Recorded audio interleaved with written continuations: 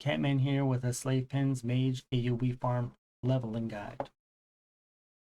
So this is just a showcase of a level 60 mage. Level 60 mages can do this farm. It's a little hard, takes a little bit more practice and patience, but it's definitely worth it. It's one of the fastest ways you can level. So I did a run here and we'll quickly review it. So first thing is I had just normal buffs. I did have my 70 priest give me stamina and spirit buff so I can have extra mana regen and extra HP. It was more of just to quickly get the run over so I can quickly record it and put this video out. But I like to go over my gear. So I am level 60. I do have 5 piece of the tier 2 and just random raid gear from the classic era. This one has mostly MP5 for the mana boost. I was having issues with mana, so I went more with more mana regen. Now, first thing is, when I zone in, I like to quickly go. I don't like to buff inside the instance. I do all of that on the outside. The reason why is because there's one pet that has a 99.5% chance of always being where you need it to be. So we'll go back. So just standard, pull these first 3 packs with the Blizzard.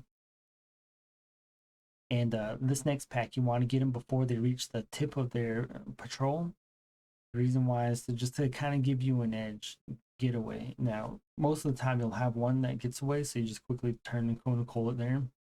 Now here you want to hug the right wall of this cave. The reason why is you don't want to aggro those slave handlers or those neutral mobs. They do cast Frostbolt if you get hit, and you are going to get hit because you're level 60. It's going to slow you, the mobs going to catch up, and you're going to die. If you do aggro a slave handler, no problem. Just put on your frost ward. Hopefully you'll bounce those ice bolts back and you don't get slowed. So here I like to slow the mobs. Now normally I have a mic scrolling combat text that tells me how many hits I get. Now here I didn't have it installed, so I'll quickly enable it right now. So let's stop here. Now this pack that I have selected, the enchanter, I think it's 2 enchanters and just a regular melee mob. This is the mob that has a 99.5% chance. Out of all the runs, it only happens like maybe twice or 3 times. They will be coming towards me. Now that's if you buff inside the instance, you drink, you mana up, you do all that stuff inside the instance. This pack is really random. It could be on this side or it could be coming towards you. So that's why I buff on the outside. I zone in because 99.5% chance they're walking away from you, allowing you to get the 4 box shots that are to the right of that pack. Now in this particular run, I just skipped it because it's not worth trying to get it. You're level 60, you might aggro the pack, the 4 pack that's on to the right of you, or you might even handle the slave handle that's right in front of you. Those prisoners will be frostbolting you. The whole pack's gonna catch up. They're just gonna kill you. Besides, you're level 60. You don't want any cast mobs on you. So here you can see I just skipped it. It's not worth it. Now here I put on my mana shield and I want to take 1 hit from this box rock and then blink. There's the 1 hit. I quickly turn cone cold those 2 mobs in front of me. And here I normally pull with counterspell, but since I'm low level, it's proximity.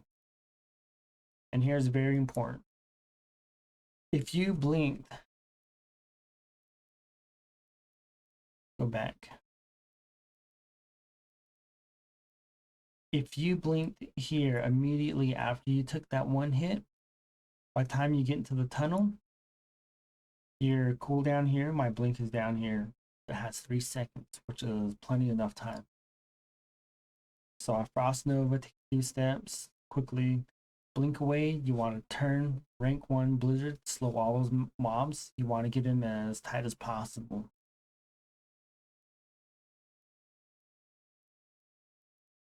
So we'll just slow them up.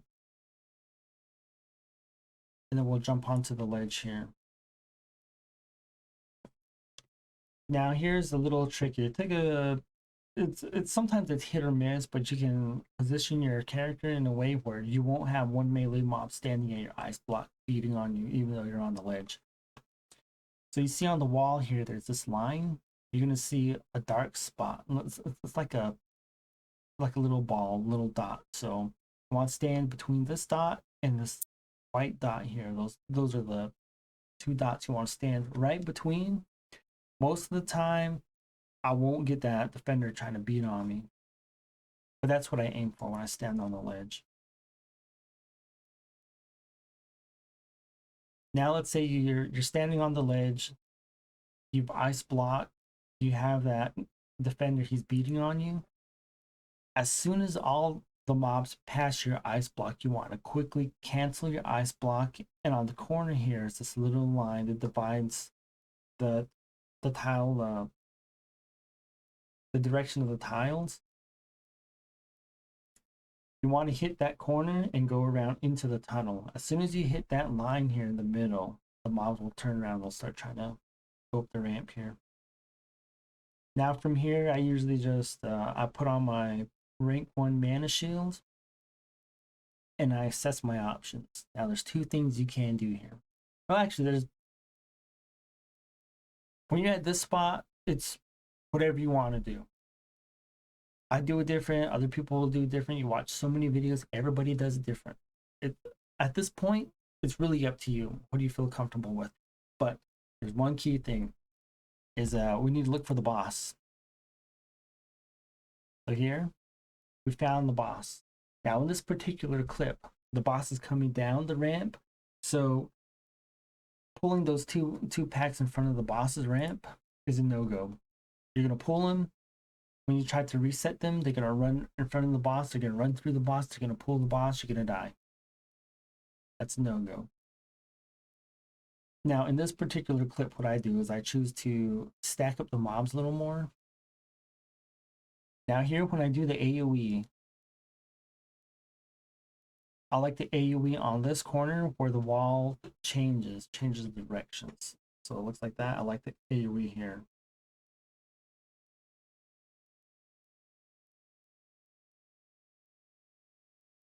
Now same thing, so when it's coming down the hall again, there's another corner in the change of the room. I like the AoE on those two corners. Majority of the time, that's where I'm AoEing. So that was just to stack up the mobs a little tighter.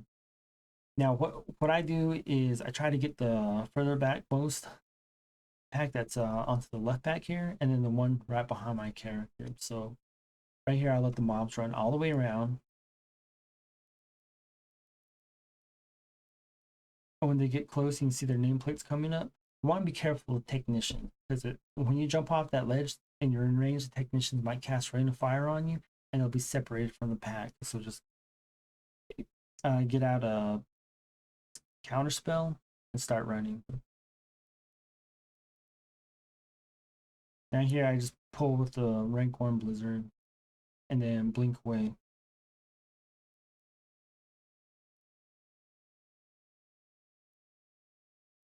Pull this back mob. As soon as I see one Blizzard tick happen from my add-on, I run to the ledge. Now here's a little different is I play around with the mobs sometimes. I'll let them come closer to me so they can hit me. It gives them more chance to clump up together. And then I'll jump onto the ledge so I'll start running away.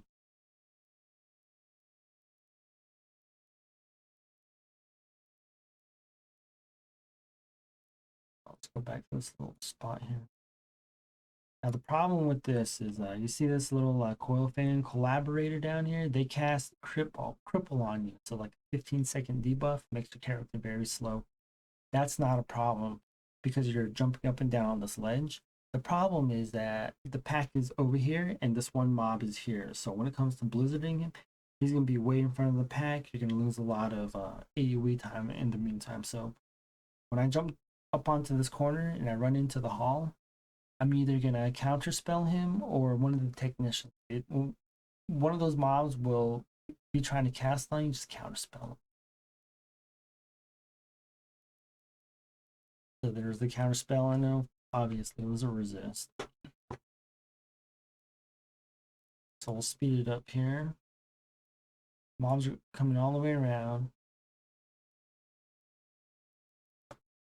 I go to the far end. Now what I'm trying to do is, because the train of mobs are so widely spread that I'll start trying to rank one the beginning of the train of mobs. Start trying to slow them down to let the caboose, as you will, start to try to catch up. I'll do this a couple more times. Get it up here. Now we're back onto that corner that I like the AoE on.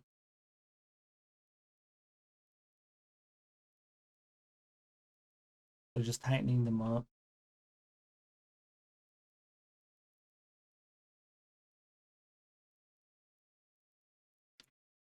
This just comes with experience. So we have two packs of mobs. One is slowed and one's moving at normal pace. The distance between the two packs is far enough where I just need to slow the first pack. The second pack will eventually catch up with it. So what I do here is I slow the first pack and I just start running. I don't even worry about the backpack because the back will eventually catch up because the first pack is frozen or slowed. So that right here, that's why I just take off. I start running. They'll eventually catch up with the slow mobs and there'll be one pack.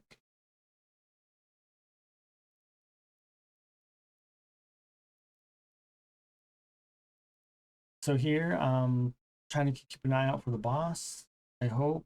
Actually didn't even look for the boss. So I pull the one pack, it runs through the next pack, pulls it, and I immediately jump up. Now there, I finally checked for the boss, which was thankfully far enough away where I wasn't gonna get pulled. Just bandage up. Now I'm gonna start clumping the pack back up before I start trying to kill it. So here, and I'll use a lot of rank 1 blizzards. Always just try to make them as tight as possible.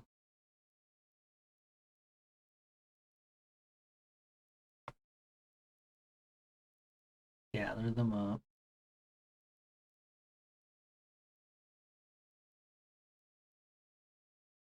Kind of speed it up here a bit.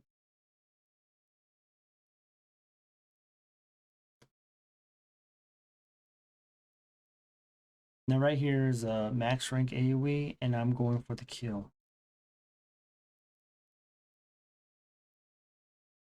So just AoE. Now if you look at my damage, damage add-on, you can see all those resists. So every now and then you're gonna have a mob that will just run completely through your blizzard. Anyone who's done mage AoE farming knows that every now and then you'll get that one mob just completely runs through your slows and kills you. So that's something you gotta watch out for. Now, when you get to this part where you're actually about to kill the mobs, it's very important to understand that when you're going to kill these mobs, this is the fastest way to level. Now, because this is the fastest way to level, you want to be cautious. Don't be greedy. Every now and then you're going to get that clear casting proc and think like, you know what? It'll speed up my kill time, right? The faster I kill these mobs, the faster I can reset and come back and do that. Don't think like this when you're level 6. You do that, you're gonna have 3 mobs that are gonna risk your last 3 ticks of that blizzard. They're gonna come smack you, or even worse, they're gonna make you try to clump up the mobs again, where all their XP is gonna reset because you haven't damaged them within the time frame. So don't be greedy. It's gonna take you maybe 30 minutes to kill all the mobs, and I can tell you right now, doing this will net you about 200,000 XP if you're level 60 and you're rested. But not 100,000 if you're not rested. You can't make that kind of XP when you're out in the world, killing one mob at a time, killing 2 mobs at a time, trying to quest, running to A, B, and C, then going back to the quest hub, turning in your quest. It's not going to work. It's not going to happen. You're not going to make what you're going to make here doing this. So the word of caution is over. Let's get back into it.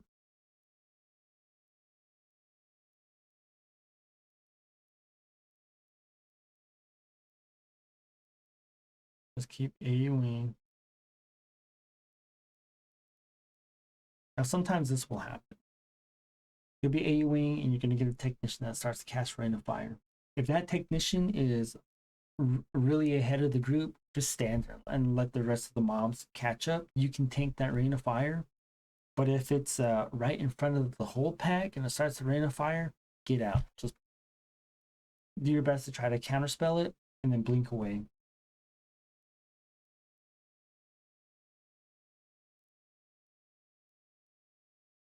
Let's go through a lot of the video.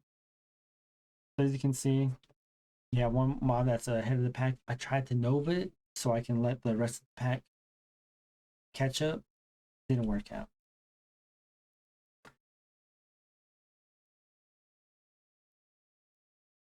Keep going. You just see it just happen again. So now we have that mob that's way ahead of the pack. So now we're just going to do a rank 1 just to let it catch up.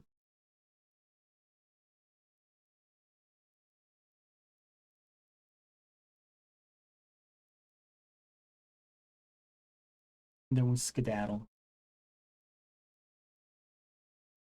Got a couple ticks off, so now that one mob is slowed and the rest of the pack can catch up to it. We'll keep going.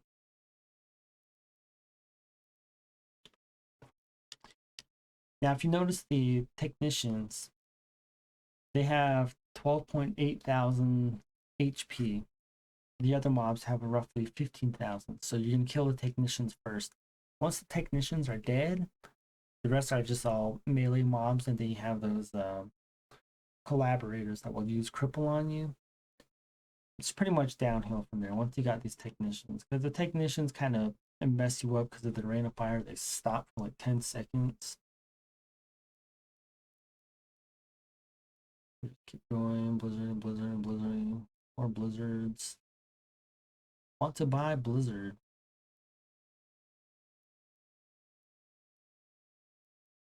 There you go. Start killing our first couple mobs. Now 5,424 XP. That's what you'll make at level 60 when you're rested. Now that's just one mob. 2, 3 mobs. 4 mobs.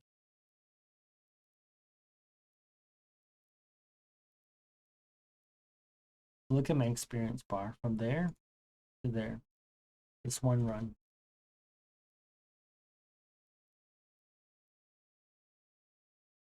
Going. Now with this, you actually make a lot of gold too. So with that said, I would suggest you go get some consumables. The consumables means you can use your invulnerability potions if they help you take an extra swing or two from the mobs when you start running to go gather up the mobs.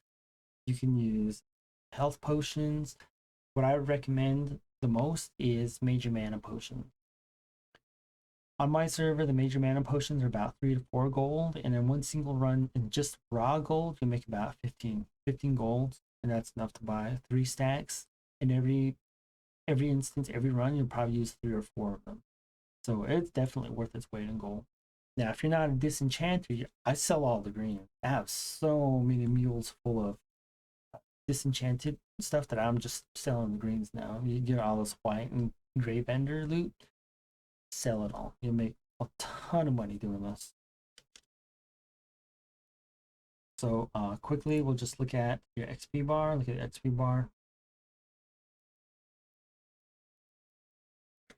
It's a huge jump. Takes nothing at all. Now, when you're level 60 is the most dangerous. It'll take about maybe 3 or 4 runs, but after that, level 61, you'll get less resist. Level 62, you get even less resist. Level 63, it's downhill. You got this. You don't have to worry about that one mob entire the whole group. I mean, when you're like level 69, it happens sometimes, and most of the time it's going to be a technician because it stops and casts Rain of Fire and your counter spells on cooldown. So what can you do? Just gotta live with it. But that's it. Hopefully that this can give you the confidence. I know some people say like, I can't do it at 60. I've heard that, and so I'm like, maybe you can do it at 60. So I went out and I did it at 60. If I can do it at 60, you can do it at 60. Now, just like a word of caution, when you're 60, your proximity aggro is like this big. There's all these little tight spaces that you can make when you're like level 65. You can run between the two slave handlers when you go down the first hall instead of hugging the right of the cave. But when you're 60, you're gonna aggro something that you don't want to aggro. And it's just part of being level 60. When you get to level 61, 62, 63, in a couple of hours, it's so much easier. These runs will go so much faster. And you don't need all this mana regen gear that I got. I just got it because I want to have no downtime. I'm just waiting for mana, jumping up and down the ramps. So it's definitely worth it. Maybe if you learn how to boost other people, you can make some extra money. And once you learn it, that's the hardest part. Learning how to do it at level 60, what to avoid, what not to avoid. But anyway, there's a little guide. Hope this video helps. Like and share it with your friends. People who say they can't do it at 60, record your own video of you doing it at 60, maybe even 61, maybe even 58. I don't know if that's possible. Maybe I'll try it, but give it a go. You die a few times, just get up, watch a little bit of TV, come back. Don't give up. If you give up, you'll never be able to do it. There's my positivity for the night. All right, well, have a great day.